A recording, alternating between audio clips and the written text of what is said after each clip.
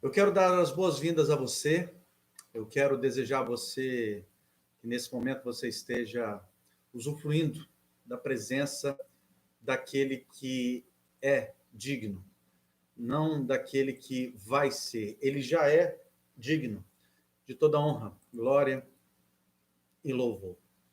Eu queria pensar com você nesse momento sobre um tema que ele permeia muito a nossa vida. Ele permeia muito a nossa jornada. O que dirige a sua vida? O que dirige os seus passos? O que dirige aquilo que você faz?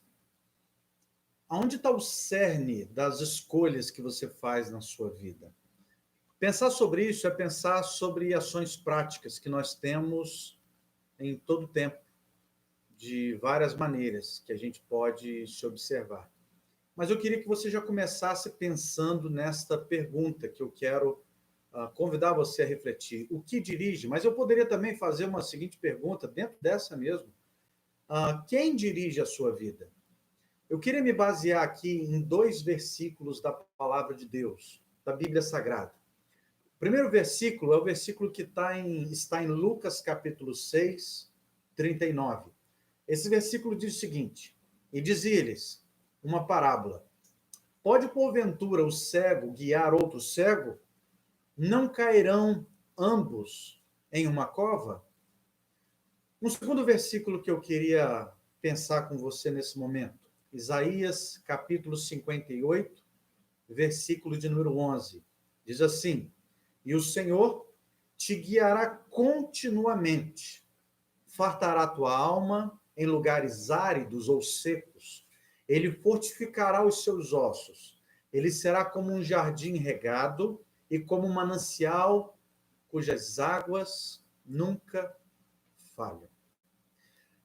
Pensar sobre o que dirige a minha vida é pensar sobre esses dois textos. O primeiro texto faz uma seguinte pergunta: como é que pode um cego guiar um outro cego? Está falando sobre a ideia de direção da vida. Um cego ele tem uma deficiência visual. Ele não consegue ver. E como que pode alguém que não vê guiar outra pessoa que também não vê? Não tem condições. A gente olha até para isso e diria, é até um absurdo um cego guiar um outro cego. Se você soubesse que você fosse passar por um trânsito onde tivessem só pessoas cegas em seus carros, você passaria por ali? Eu imagino que não. O segundo texto vai dizer para nós que é Deus que nos guia continuamente. Ele tem a capacidade de fartar a nossa alma, mesmo que ela esteja se sentindo seca, árida, mesmo que ela esteja se sentindo com a falta de ser regada pela presença dele. Quem pode fazer isso é o Senhor. Eu queria que você pensasse sobre o que dirige a sua vida, porque pode ser que você esteja hoje me vendo aqui e tenha muitas coisas que estão dirigindo a sua vida, que estão te levando para caminhos tortuosos. Talvez você tenha algumas experiências existenciais onde existem algumas pessoas cegas que estão guiando você. Quando eu falo pessoas cegas, podem ser momentos, experiências, situações que você vive. Quem dirige a sua vida? Quem guia você? Baseada nessa reflexão, existe um texto que está em Eclesiastes capítulo 4, versículo 4, que diz assim: percebi que o que faz os homens correrem atrás do sucesso é a inveja. Tem uma outra versão que também diz assim: descobri que todo trabalho e toda realização surgem da competição que existe entre as pessoas. Mas isso também é um absurdo. É correr atrás do vento, diz o grande sábio. Por que eu estou falando isso? Porque tem muita gente não entendendo que está sendo guiado por algumas coisas que estão te levando a correr atrás do vento. Todos nós, em algum momento da nossa vida, somos guiados e dirigidos por algo. O que significa guiar ou dirigir? Significa controlar, significa direcionar. Sabe por que os videogames fazem tanto sucesso? porque eles são guiados por você em um mundo virtual, em que você pode ser e fazer o que você quer no momento que você quiser. Por que é tão apetitoso para os jovens, adolescentes e até adultos? Porque você dirige ali uma história muito interessante. Inclusive, existem alguns jogos que idealizam essa vida real. Pessoas que trocam de roupa, que se relacionam, que casam, que comem, que andam de um lado para o outro, que entram num carro, que fazem tantas coisas. Por isso que faz tanto sucesso. O que dirige a sua vida?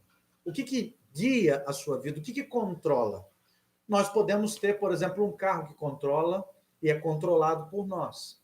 Nós, por exemplo, quando pegamos e necessitamos pregar um prego na parede, a gente coloca aquele prego reto e vai tentando ali dar as marteladas. Estamos dirigindo aquele prego. Por que não falar também do esporte, jogador de futebol, de vôlei, que eles ali no processo técnico deles e do dom e do talento, eles fazem com que aquela bola tente alcançar o alvo que eles têm para alcançar. E a sua vida? O que dirige a sua vida? O que guia você?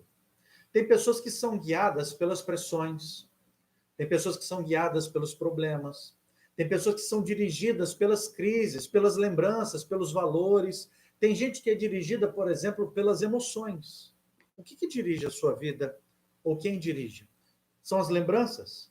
São os piores momentos da sua vida que dirigem você? São os seus valores? Eu te pergunto a que ponto que isso tem influenciado a sua vida e a sua família? Eu posso até ampliar um pouco mais essa pergunta. O que dirige a sua família? Quais são as vertentes? Quais são os indicadores? Quais são os processos que dirigem a sua vida? A gente está vivendo um momento de escassez em vários contextos, alguns do pão, alguns das emoções bem elaboradas, alguns do perdão, alguns da necessidade de ver pessoas. Às vezes você está louco com uma vontade de ir ao shopping ou dar uma voltinha por aí.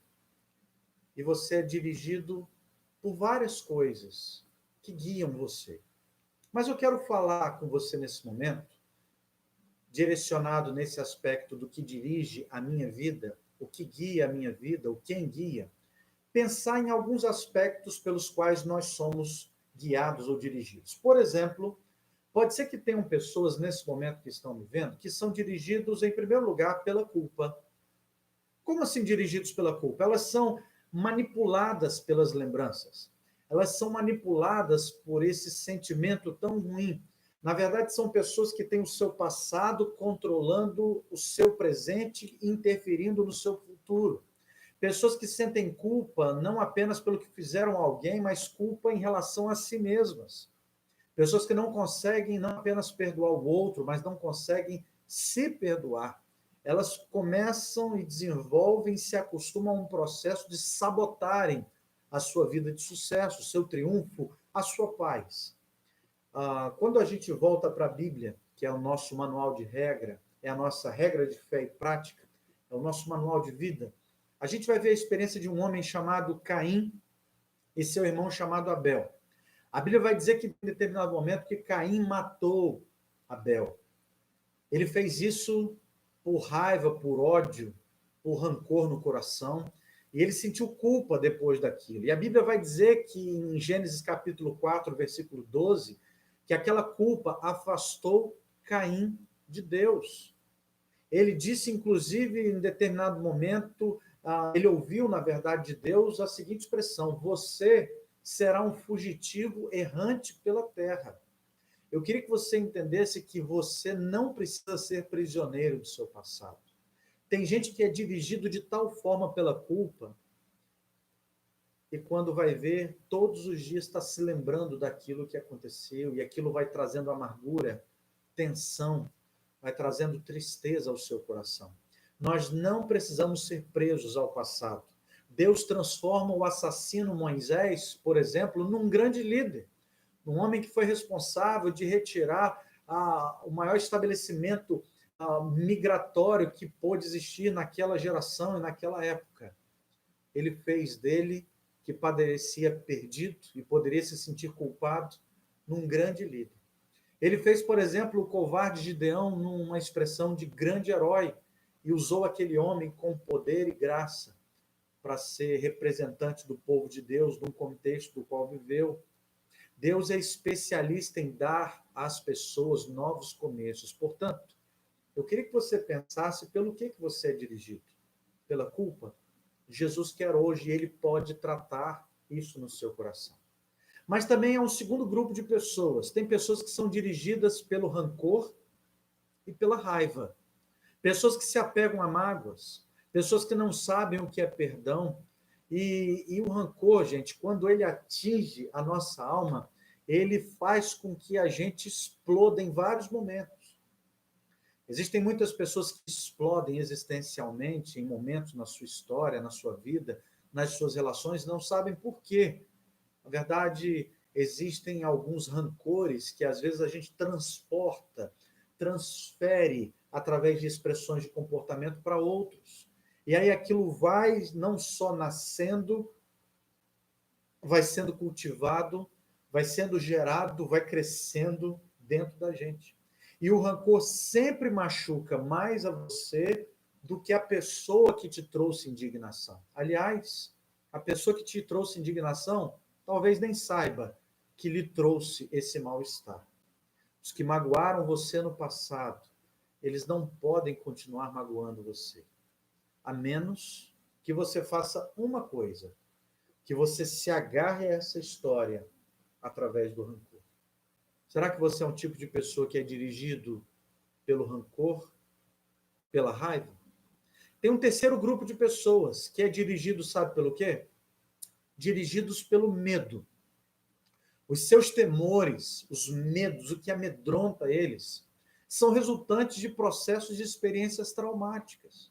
Essas pessoas, elas perdem oportunidades porque elas não querem correr riscos. Elas são temerosas, elas têm medo. A gente vive um tempo onde realmente somos elencados a valores de medo, por incrível que pareça. Somos incentivados a sentir medo. Pastor, mas não temos que sentir? Claro que sim, temos que ter respeito a todo esse processo que a gente está vivendo? Claro que sim. Temos que ter os cuidados, sem dúvida. Temos que ouvir os especialistas, os profissionais? Não há dúvida nisso. Por outro lado, outros sim, existem as pessoas que necessitam trabalhar, sabemos também disso. Mas o nosso papel aqui não é polarizar essa questão, mas perguntar para você, será que nós somos dirigidos pelo medo? O que dirige a sua vida? Existe também um quarto tipo de pessoa. Pessoas que são dirigidas pelo que têm, pelas posses, ou, em outra palavra, são dirigidas pelo materialismo. Essas pessoas acordam todos os dias e elas são dirigidas por um único objetivo: eu tenho que ter, eu tenho que adquirir, eu tenho que comprar, eu tenho que possuir. Pessoas que são dirigidas pelo material. Enquanto existem valores muito maiores do que ter. Sabe qual? Talvez você está até respondendo. Mais e melhor do que ter é melhor ser. Tem pessoas que acham que pelo que têm serão apenas e somente assim felizes em suas vidas. Eu queria que você compreendesse que em determinado momento o ter, ele pode até mexer com o seu ego, ele pode até trazer algum tipo de valorização na vida e do que você está vivendo, mas eu queria que você compreendesse que autoestima e patrimônio são coisas diferentes. Autoestima é um produto do seu resultado existencial, é um resultado da sua vida, do estar bem. Alguns vão dizer que autoestima é a corroboração de você estar bem e em equilíbrio na sua vida em todos os sentidos. Eu poderia aqui dizer na sua vida física, emocional e espiritual. Quando você está bem nesses 3 pontos, você está bem com a sua estima, você está bem com você mesmo, com a forma com que você se vê. E o patrimônio? É o que você adquire. A Bíblia mesmo diz que o que a gente tem, ou a matéria, ela vai ser corrompida. E a traça e a ferrugem, elas destroem. tem pessoas que são dirigidas pelo materialismo. Tem um quinto grupo de pessoas. São dirigidas pela necessidade de aprovação. Aquilo que os outros falam, elas levam em consideração de forma muito extrema. São pessoas que, inclusive, chegam a determinado momento de não terem opinião própria. Vamos pela direita, vou. Não. Agora vamos pela esquerda, eu também vou. Elas são dirigidas por uma necessidade. Qual é a necessidade delas? Serem aprovadas. Elas querem sempre estar bem com as pessoas. Elas querem sempre ser aceitas nos grupos sociais. Elas querem sempre estar ali bem na foto, para todos que estão perto. Só que eu queria já te dar uma notícia. Você não vai conseguir ser aprovado por todas as pessoas. As expectativas dos outros, nesse grupo de pessoas, controlam essa vida. Essas pessoas passam a viver não em função da sua vida, mas em função da vida dos outros. A pressão social, por exemplo, vai impulsionando conceitos, como, por exemplo, a seguinte pergunta: o que eles vão pensar se eu não fizer tal coisa? O que eles vão dizer? O que eles vão fazer para que eu seja aceito ou não nesse grupo que eu faço parte? Alguns ficam tentando, em todo tempo agradar todas as pessoas. Se você me fizesse uma seguinte pergunta: pastor, qual é a chave do sucesso? Eu quero dizer para você que eu não sei qual é a chave do sucesso. Mas e a chave do fracasso, você sabe? Sim, a chave do fracasso é tentar agradar a todas as pessoas. Você não vai conseguir. Mas qual é a chave do triunfo, pastor? A chave do triunfo é uma vida voltada para Cristo Jesus. O único que pode fazer não é ter sucesso ou fracasso, é ter triunfo. É Jesus Cristo. Nem tristezas, nem sucesso, nem alegria, nem riquezas tem que guiar e direcionar a nossa vida, até porque elas não podem suprir a nossa necessidade, que é a maior de todas, sermos dirigidos e guiados por Deus. O que dirige a sua vida? O que guia a tua vida? Eu queria convidar você para que você fosse guiado e dirigido por Jesus Cristo. Mesmo nesse momento que eu e você estamos vivendo, seja ele qual for, eu e você precisamos conhecer a vontade de Deus para a nossa vida. Eu e você precisamos conhecer a vontade de Deus para a nossa família. Sabe por quê? Porque isso gera algumas coisas. Em primeiro lugar, ela faz com que a nossa vida tenha sentido. Você já ouviu pessoas perguntando qual é o sentido da vida? O sentido da vida é que a gente precisa entender que somos e fomos criados para louvor e glória do Senhor Jesus. Quando a vida faz sentido para você, você consegue suportar quase tudo. Ou, na verdade, eu diria, você consegue suportar tudo. Por quê? Porque você sabe quem dirige a sua vida. Sem Deus, a vida não tem sentido. E sem sentido, ela não tem significado. E sem significado, a vida não tem relevância. Na Bíblia, há vários personagens que expressam falta de esperança. Por exemplo, Isaías 49, versículo 4, quando o texto bíblico diz assim: tenho-me afadigado sem qualquer propósito, tenho gastado minha força em vão para nada. Jó capítulo 7, versículo 6, ele diz o seguinte: os meus dias são vazios e sem esperança. Você já ouviu alguém falar isso? Você pode até dizer assim: pastor, eu já falei isso. Meu dia está vazio, meu dia está um tédio, meu dia está sem esperança. É porque talvez a sua vida não fez sentido. E não fez sentido por quê? Porque ela precisa de uma ressignificação. E o único que pode dar isso é Jesus Cristo. É o Senhor Jesus.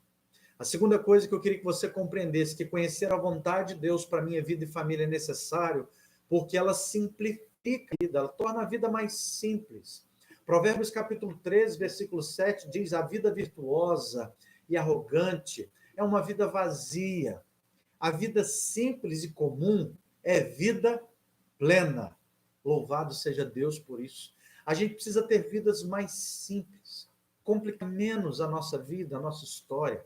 A vontade de Deus, ela define o que você faz ou não. Você faz a seguinte pergunta: esse ato agrada a Deus? Não, não agrada a Deus. Então eu estou fora. Esse ato celebra o nome de Jesus? Não celebra, então eu estou fora. Se não for assim, a minha tendência será agir de acordo com o humor do meu dia. Se eu estou num dia bom, pronto, eu vou celebrar. Se eu não estou num dia bom, não vou adorar a Jesus. Portanto, isso simplifica a vida. Terceira coisa, é entender a vontade de Deus para a minha vida e para a minha família, direciona, dá um cerne, dá um caminho. Lembra que eu fiz uma pergunta no início? O que dirige a sua vida? Se a sua vida está perdida, você precisa disso. Por quê? Porque isso dirige e direciona. Tem pessoas que querem fazer tudo o tempo todo e ao mesmo tempo. Nós precisamos focar nas nossas prioridades. Sabe o que esse tempo de enclausuramento tem provado para as pessoas?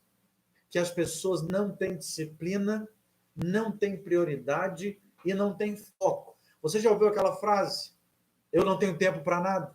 E agora as pessoas têm tempo para tanta coisa, mas infelizmente não aproveitam e não usam o tempo da maneira correta. Faz com que a gente deixe de ser inconstante, faz com que a gente tenha posicionamento, principalmente palavra. A gente está vivendo num tempo de um pluralismo religioso muito grande, pessoas que se apegam a qualquer coisa, a qualquer expressão mitológica, a qualquer apego religioso, a qualquer Deus, a qualquer ídolo. Eu queria que você compreendesse, querido, que a direção da vida precisa ser por meio de Jesus. A quarta coisa é que ela motiva a nossa vida.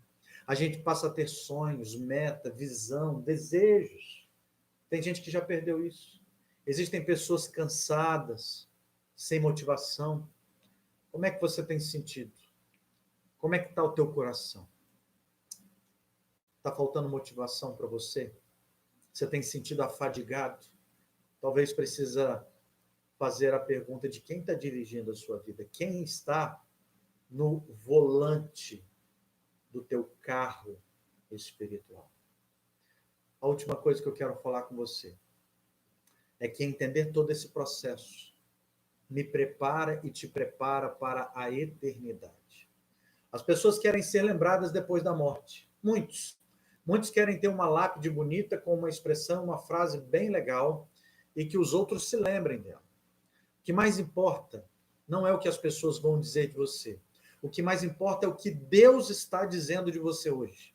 O que mais importa não é o que as pessoas registraram sobre você. O que mais importa é se o seu nome está registrado no livro dos livros. E a Bíblia fala que existe um livro chamado Livro da Vida, onde todos aqueles que confessaram Jesus como Senhor e Salvador têm os seus nomes registrados ali. Quem dirige a sua vida precisa ser Jesus. Até porque tudo passa nessa vida. Realizações, metas, objetivos. E nós precisamos estar preparados, absolutamente preparados para aquele dia. O dia em que Jesus vai voltar para nos buscar. Eu queria que você entendesse uma coisa. Tem uma determinada história que fala de um homem chamado James Dobson. Ele foi um campeão desde a época da escola num esporte que era o tênis, e ele tinha vários troféus, e ele colocou alguns dos troféus ali na sua estante, e ele colocou um muito especial naquela escola. E depois ele recebe de volta aquele troféu depois de muito tempo. Ele já tinha saído daquela escola, vivido a sua vida, tido filhos, e um determinado funcionário fez questão de devolvê-lo. E levou para ele e falaram: olha, James, aquele troféu que você ganhou naquela ocasião, ele foi achado no lixo.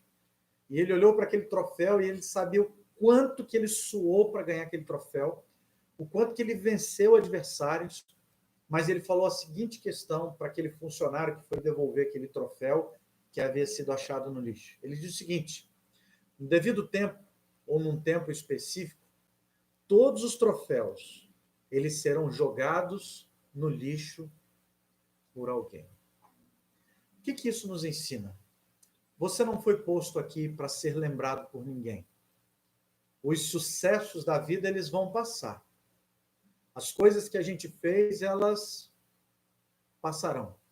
Mas eu e você precisamos ser lembrados na eternidade. E precisamos nos preparar dentro da vontade de Deus.